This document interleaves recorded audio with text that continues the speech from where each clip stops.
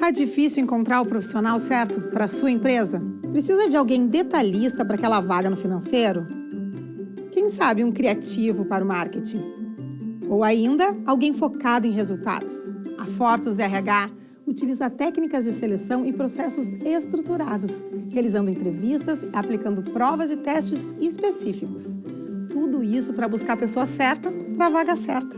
Fortus RH. Conectar pessoas é o nosso forte.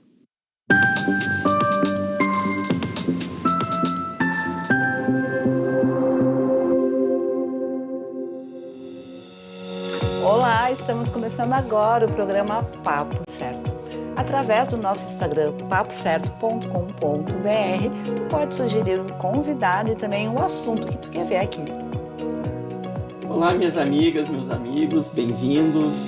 No nosso Papo de Saúde de hoje estaremos tratando aqui sobre os tipos de terapias cognitivas. Quem está aqui conosco hoje, que estará falando tudo sobre isso, é a psicóloga Meiriane Azeredo. Muito obrigado pela presença no Papo Certo, Meiriane. Eu que agradeço a oportunidade. Então seja muito bem-vindo ao nosso programa e você de casa venha saber mais sobre esse tema que é tão importante. Na telinha aparece o nosso WhatsApp 3029 80 80. Vamos fazer um intervalo bem rapidinho e já voltamos.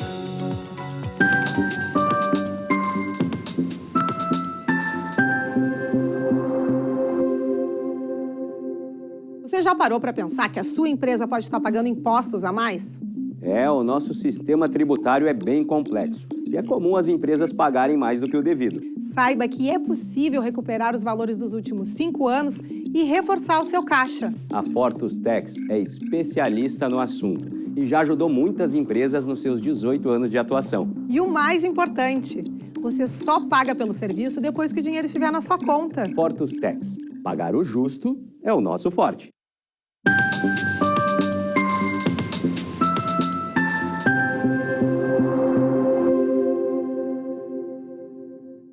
Viram como foi bem rapidinho? O Papo Certo está sendo transmitido aqui pela Ubra TV e também nos principais canais digitais e simultaneamente pelo YouTube e pelo Facebook. Essas duas plataformas que, além de assistir, vocês também já podem compartilhar.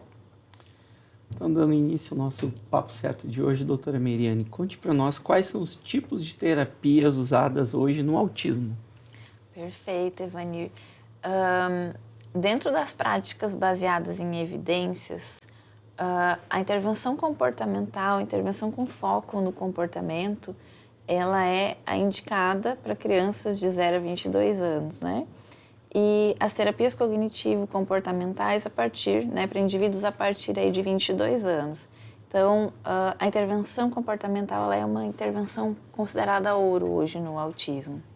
E todas essas intervenções e terapias, elas são para todas as idades ou se divide?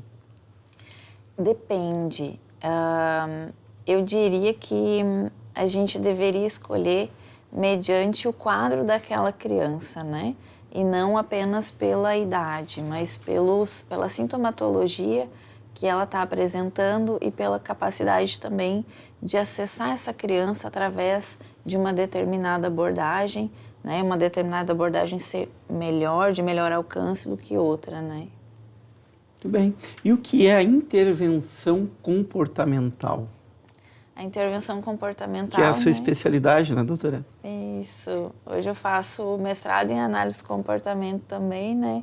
Tenho especialização em análise de comportamento aplicada. E a intervenção comportamental, ela é uma intervenção com foco no comportamento. Diferente de uma psicoterapia tradicional, em que o paciente muitas vezes comparece uma vez na semana no consultório e tem um vai e vem de conversa, né, para auxiliar o paciente a desenvolver algumas estratégias mais então cognitivas, que é o que a gente chama, né, da terapia cognitivo-comportamental, que difere da comportamental, porque a comportamental tem um foco no que a gente faz, né, no que a gente emite de comportamentos. Muitas vezes as crianças com autismo, elas não conversam, elas não falam, né, não conseguem muitas vezes se comunicar. Então, o nosso foco acaba também sendo naquilo que ela faz para poder auxiliar. A intervenção comportamental tem um foco no comportamento.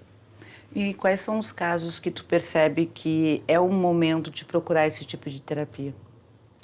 Quando os pais ou profissionais que têm um contato com um indivíduo, seja criança, adolescente, né, começam a observar alguma deficiência, algum déficit, né, déficit de habilidades. Então, assim, algumas crianças vão apresentar um atraso na fala, né? Outras têm dificuldades motoras também para desenvolver habilidades do dia a dia, dificuldades na comunicação, na parte que diz respeito à compreensão também, né, de instruções. Então, quando os pais ou profissionais que estiverem perto, né, as pessoas que estão perto, né, desses indivíduos, dessas crianças, notarem algumas dificuldades, eu acredito que essa é o momento, né? Creio até que sejam atividades simples, como, por exemplo, cortar um alimento, amarrar um tênis, pentear os cabelos, escovar os dentes, esse tipo de deficiência, de conseguir fazer esse tipo de coisas, doutora? Exatamente, Amanda, exatamente. Muitas crianças precisam de uma ajuda muito significativa, muito grande para fazer tarefas simples do dia a dia, como lavar as mãos. Muitas vezes a gente pode até direcioná-la para o banheiro, né, para lavar a mão, enfim, ou dar uma outra atividade, como escovar o dente, e a criança não sabe o que fazer, né? Então, precisando aí de uma ajuda muito substancial. E agora falando sobre o tratamento, quais são os tratamentos que temos? Hoje, a intervenção comportamental é a intervenção ouro no autismo, né? Porque ela tem uma evidência científica muito grandiosa. A terapia cognitivo-comportamental também. Mas, como eu tinha falado, difere um pouco o foco, né? Então, assim, quando a gente tem uma criança que apresenta um grau de dificuldade muito acentuado, que ela precisa de muitas ajudas, né? Apresentando muitas vezes uma dificuldade de compreensão do que a gente fala, a terapia, a intervenção comportamental ela é a mais indicada, né?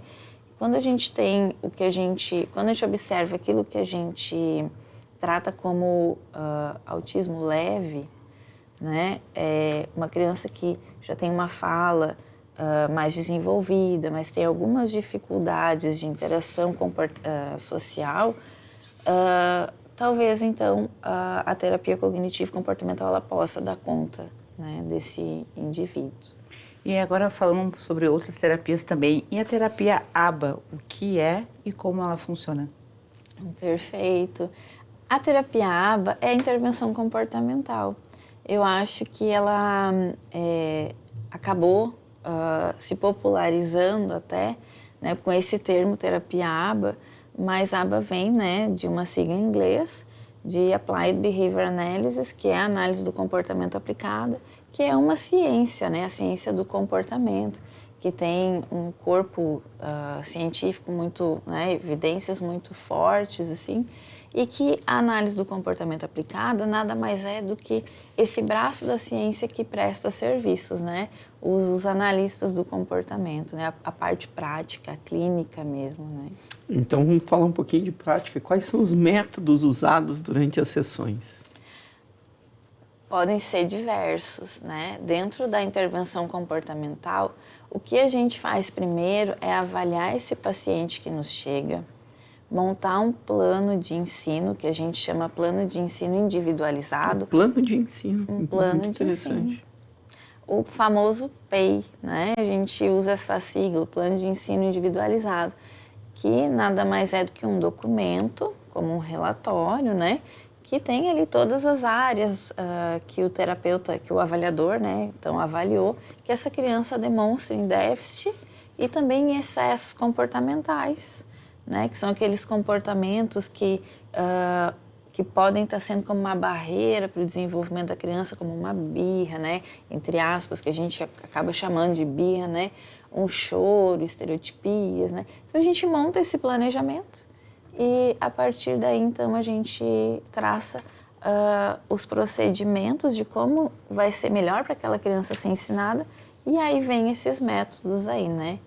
Então, a gente vai fazendo um casamento aí de estudos. E, doutora, principalmente lá no Instituto, Quais são os casos que tu mais percebe que acontecem dos teus pacientes? Assim? Quem mais te procura? Quem mais me procura? Eu acho que, assim, hoje, atualmente, a gente tem muitos casos ainda de crianças que precisam de um suporte muito grande, né? Então, assim, eu acho que hoje ainda é o nosso maior público, crianças que precisam de um suporte muito grande. E eu penso que, independente do tipo de terapia, porque cada caso é um caso, né? Como se vê resultados? Tu traz, assim, um número mínimo de sessões? A partir de quantas sessões já consegue se perceber alguma evolução? Amanda, depende bastante. É uma pergunta muito ampla que eu te fiz, ampla, né? Mas assim... Mas é perfeita, achei ótimo. Porque alguém vai daqui a pouco dizer, mas eu tenho que fazer 20 sessões. Não, daqui a pouco, com caso, 3, mas tem um número mínimo, máximo, quanto tempo se vê resultados? Perfeito. Quando a gente faz o plano de ensino, a gente vai traçar lá comportamentos-alvo, né? Alvos de intervenção para curto, médio e longo prazo. Então, é uma avaliação bem minuciosa, pensando naquilo que é possível que a criança construa em curto, médio e longo prazo. A terapia comportamental, ela é uma terapia intensiva e sistemática. Então, assim, o que acontece? Crianças que apresentam déficits em poucas áreas do desenvolvimento, a gente pode orientar para que tenha uma intervenção não tão intensiva, que seria em torno de 10 horas semanais. O que seria essa intervenção, doutora? Que é a pergunta. O que é a intervenção comportamental ao pé da letra? Como se aplica? Como que se aplica? Então, vamos lá. A gente tem um foco no comportamento, né? O que é o comportamento? É a interação do organismo com o meio ambiente. Então, por exemplo, aqui a gente está conversando, né, e falando para o público, né, para o telespectador. Então, este é o meu comportamento, né? Agora eu estou sendo um falante, vocês ouvindo, horas eu ouço, horas vocês falam, a gente está fazendo essa interação. Esse é o nosso comportamento.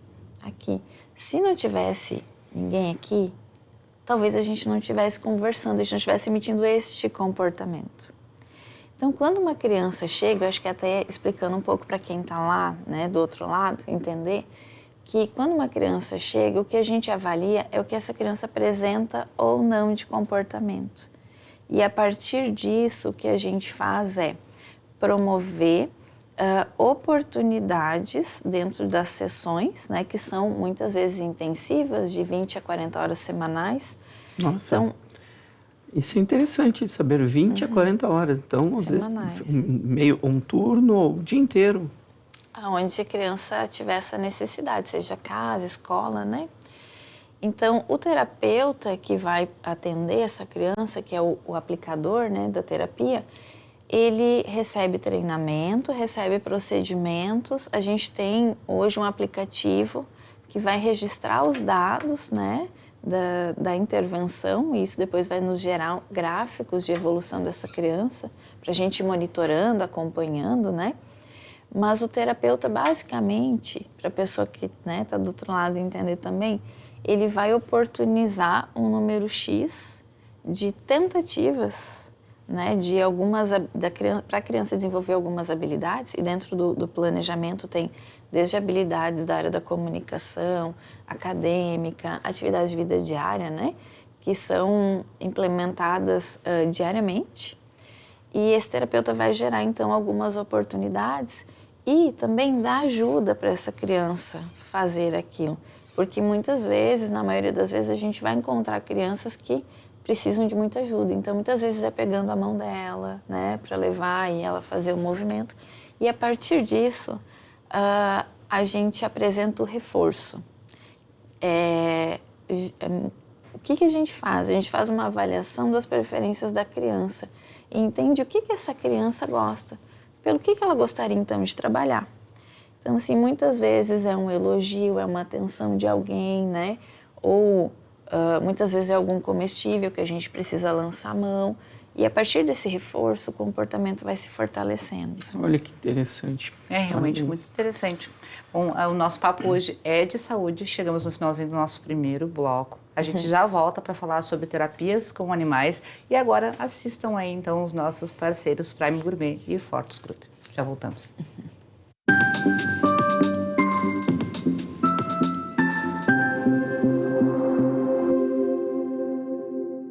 Tal ganhar o prato do seu acompanhante. Com esse app você compra um e ganha um. Simples assim. Vale também para ingressos e hospedagens. De Gramado para o Brasil, o Prime Gourmet traz experiências incríveis para você. Baixe o app grátis e assine quando for usar. Já somos mais de 500 mil aproveitando esse guia gastronômico e turístico. Faça parte desse clube também. Para o cliente, economia e experiências em dobro por um ano. Para o parceiro Prime, clientes selecionados. Uma forma elegante de utilizar descontos. Margens reduzidas e incertezas, rever estratégias é fundamental para manter o seu negócio competitivo.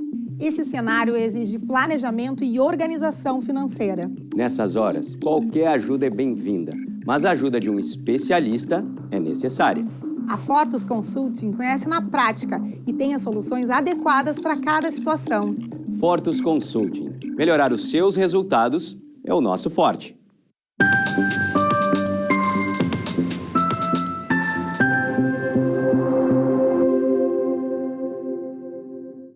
Voltamos.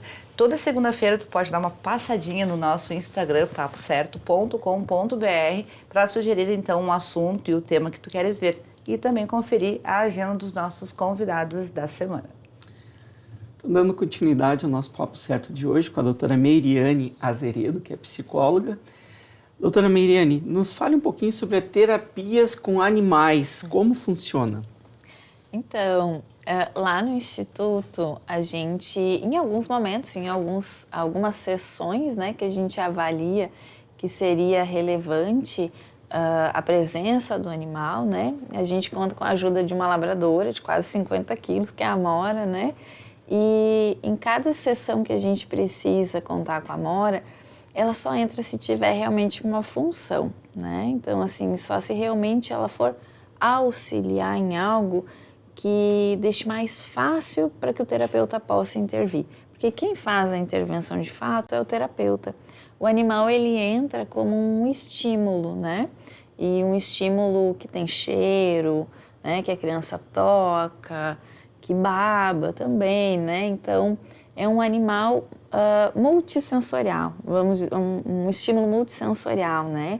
Então, assim, ele entra quando ele tem uma função mesmo, né? Na terapia. Senão, a gente sempre vai avaliar se realmente ele é importante ali. Mas digamos que lá no Instituto vocês trabalham com a labradora, mas outros animais que também são usados nas terapias, traz pra gente, por favor. Pode ser usado coelho, tartaruga, gatos, já vi usando minhoca, né? Bem interessante, assim, para questão sensorial também. Então, diversos animais, assim. Acho que o que difere, o que dá e o que não dá, é realmente o temperamento, é o treinamento do animal, é o risco, né, a integridade daquela criança também. Em que casos normalmente pode ser usadas as tartarugas? Fiquei curiosa. Minhoca, tartaruga. Minhoca. Não, imagino eu, leiga que sou, né, que use a tartaruga para casos de crianças que são um pouco mais agitadas. Seria isso? Pode ser? Pode ser, sim. Porque também, acho que assim, cada caso vai ser avaliado, né? Qual que é o animalzinho mais indicado. Mas assim, isso também depende da disponibilidade do terapeuta, de ter o animalzinho. Mas assim, vamos pensar na tartaruga, que é um animalzinho mais tranquilo, né? Então assim, eu acho que para reter uma atenção, né, de uma criança que já tem uma hiperatividade ali, né, exacerbada, acho que num caso assim seria interessante. Muito bem. E no cachorro, né? O que ele pode ajudar? Como ele entra na sessão? Tem treinamento específico da Amora? Recebeu um treinamento específico? Tem. A Amora foi selecionada com 49 dias de vida. Por que ela foi selecionada? Ela foi selecionada dentro de uma ninhada porque eu precisava conhecer o temperamento daquele cachorro que ia me acompanhar. Não é tudo igual. Não, mesmo sendo labrador, que é um animal que já tem um temperamento pré-estabelecido, né? Já tem um padrão da raça, né? No que a gente fala que a gente trata de temperamento, mesmo assim a gente tem que selecionar em filhote, né? Então tem algumas características ali, como reciprocidade para o social, uma submissão maior desse cachorro, né? Ele ser um pouco mais tranquilo também. Então, assim, primeiro a gente faz uma seleção de filhote, depois uma socialização dele com diversos estímulos e um treinamento específico. A Amora tem um treinamento básico, assim. E esse treinamento tem aqui em qualquer lugar? Ou é fora? Pode...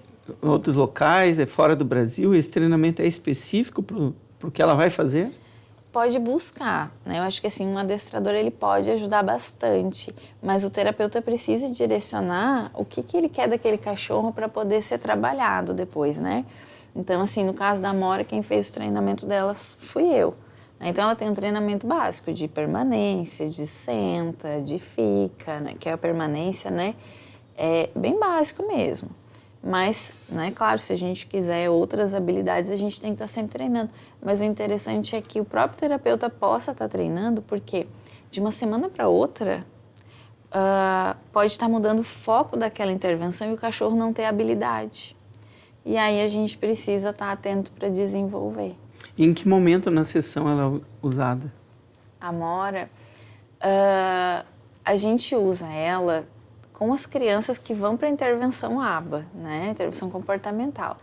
E lá no instituto. Então, assim, geralmente as nossas crianças são atendidas em casa ou na escola. Então, algumas crianças que a gente identifica que seria interessante fazer uma sessão com ela, trazendo o cachorro para motivar também mais, a gente utiliza a Amora. Mas ela entra... Digamos que uma sessão tenha 50 minutos, ela vai entrar por 20, 30 minutos. A gente não permanece com ela o tempo inteiro de sessão e ela entra para uma coisa específica, uma habilidade específica. E Meriane, como é o trabalho com as crianças que têm o transtorno espectro autista dentro da terapia ABA? Bem interessante. Acho que assim, primeiro que eu acho que a terapia ABA, ela ficou conhecida como sendo terapia para o autista, né? E a terapia ABA, ela pode ser aplicada para diversos públicos, né? Mas para criança com autismo, ela é intervenção ouro hoje, né? No TEA. E essa pergunta da Amanda, acho que eu também vou responder falando um pouquinho do que eu já trouxe da questão do planejamento.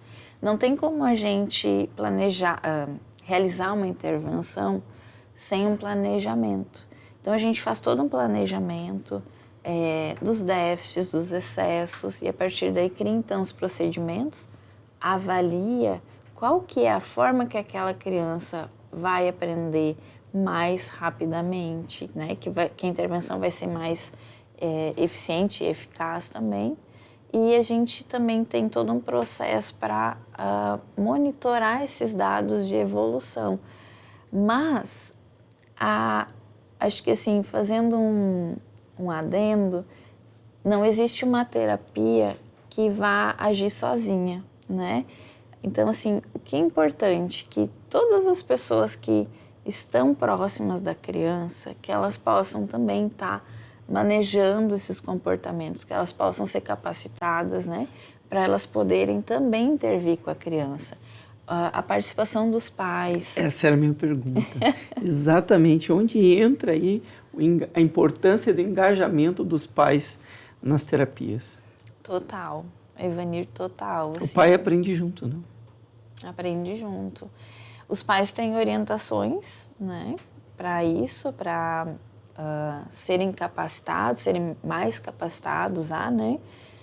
Os pais hoje em dia eles estão muito atentos, né, ao que está se falando sobre, estão estudando muito, né? E a gente inclui isso também porque isso é fundamental, assim como também os outros agentes que estão em contato, né, com a criança, como professores, monitores. Eu acho que a sociedade ela precisa estar muito a par disso, né? Conhecer o autismo e conhecer as variações do autismo, né? Porque a gente não tem uma criança igual a outra e para isso eu preciso conhecer para poder intervir. Como tu mesma comentaste, né? É um tratamento contínuo, então não adianta a criança ficar 1 turno, 2 turnos fazendo o tratamento, chega em casa, o pai não olha para a criança, não dá atenção, não dá essa continuidade. Assim como as escolas e os outros terapeutas, quando que eles entram também no tratamento? A gente sempre tenta conectar essa equipe multiprofissional, né? Então, assim, com reuniões, o que a gente preza muito é pelo compartilhamento dos planejamentos. Então, assim, não adianta a intervenção ABA achar que essa criança precisa desenvolver X, mas os demais acharem que é outra coisa ou de outro jeito, né? Então, assim, a gente sempre tenta compartilhar esse planejamento, porque a equipe ela tem que pensar junto, senão cada um vai para um lado, né? Então, assim, acho que é super importante isso, ter esse afinamento, né? Tanto com os pais, quanto com a equipe, escola, mas isso também eu vejo que é uma questão de a gente poder organizar mais e melhor os seus planejamentos, né? Porque, assim, tem que ter um planejamento. Cada profissional que trabalha com essa criança precisa apresentar um planejamento. Muito bem. Doutora, eu sou contador, né? Aqui faço às vezes de apresentador também.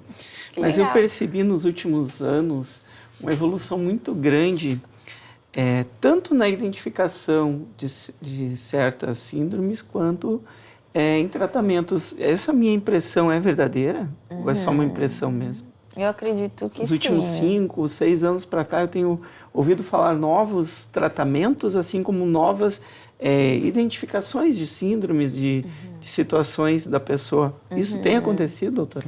Eu acredito que sim, né? Na própria área da psicologia, a gente tem visto muitas abordagens novas, né? Emergindo aí e com algumas evidências, ainda algumas com poucas evidências, mas sim, né?